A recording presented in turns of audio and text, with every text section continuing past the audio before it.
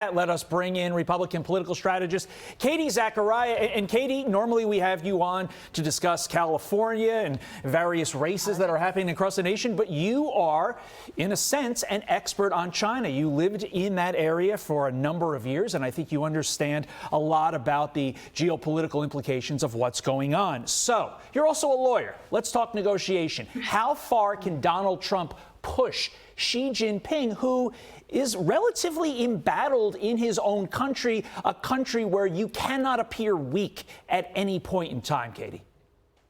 Oh, such a great point, Todd, because what President Trump has done here is he's gone to Malaysia, gone to Cambodia, Thailand, and making deals. First, Australia ahead of this, then Japan. So as he's gathering those in the Pacific Rim around him, he's also touting and reaffirming the friendship that he has with China, the friendship he has with Xi Jinping. So he's giving China this amazing opportunity to come to the table and make a reciprocal deal. And it is just so profound because just ahead of this trip too, Todd, he was looking at and he signed an executive order and a memorandum on copper refinement, copper smelting in the U.S. and kind of rescinding these regulations, these EPA regulations on copper smelting. So he has this two-prong approach.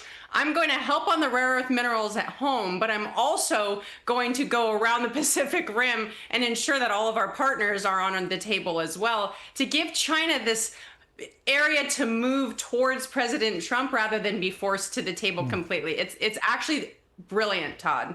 Yeah, and another thing that we learned this week that's pretty notable is that despite the fact that this government shutdown is entering its fifth week, usually the president's approval rating goes down during a government shutdown. The American people blame the incumbent party and president, but that hasn't happened here. Why do you think that is? Could it be because of moments like this with President Trump on the world stage, and also you look to what happened in Israel as well? Well, right. Eight peace deals, 8 conflicts resolved in 8 months. And the Democrats, I think what the Democrats have been used to is they've been able to control this narrative that it's President Trump's fault, that it's President Trump's fault no matter what. And that narrative is broken. CNN was releasing his approval ratings are going up. As the Democrats in Washington are whining and complaining and keeping the government shut down, President Trump is striking multi-billion-dollar deals all across Asia. $550 billion out of Japan and 15% tariffs with security reassurances for Japan. While Chuck Schumer is there, oh, I can't believe Trump is in Asia. Well, he's working on behalf of America. And what he said at that table, you know, we could see a $22 trillion into the United States, a historic investment, while Democrats are literally keeping the government shut down and keeping air traffic controllers from getting paid. So Americans are really starting to see this juxtaposition of a president working on behalf of them versus the Democrats that are really keeping everything slowed down, shut down, and, you know, the SNAP food programs and everything else that they're doing in Washington, not for the American people. Yeah, and one of the deliverables, Katie, that is expected to be mentioned tomorrow has to do with soybeans. Soybean farmers we're talking about real people in this country going through real pain because of these export controls that China put on soybeans, and that could be alleviated as well.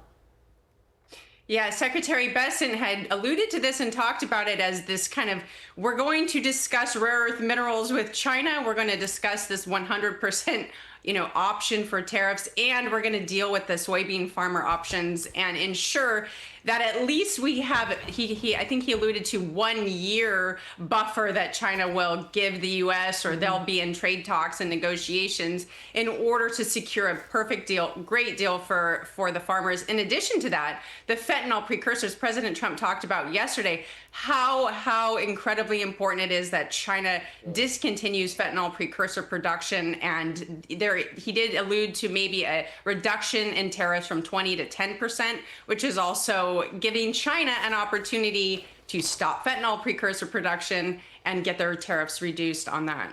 Well, the president feels optimistic heading into this meeting with Xi Jinping tomorrow.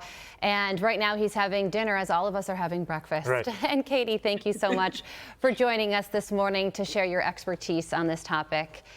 We appreciate you very much. Thanks, Katie. I'm Steve Doocy. I'm Brian Kilmeade. And I'm Ainsley Earhart. And click here to subscribe to the Fox News YouTube page to catch our hottest interviews and most compelling analysis.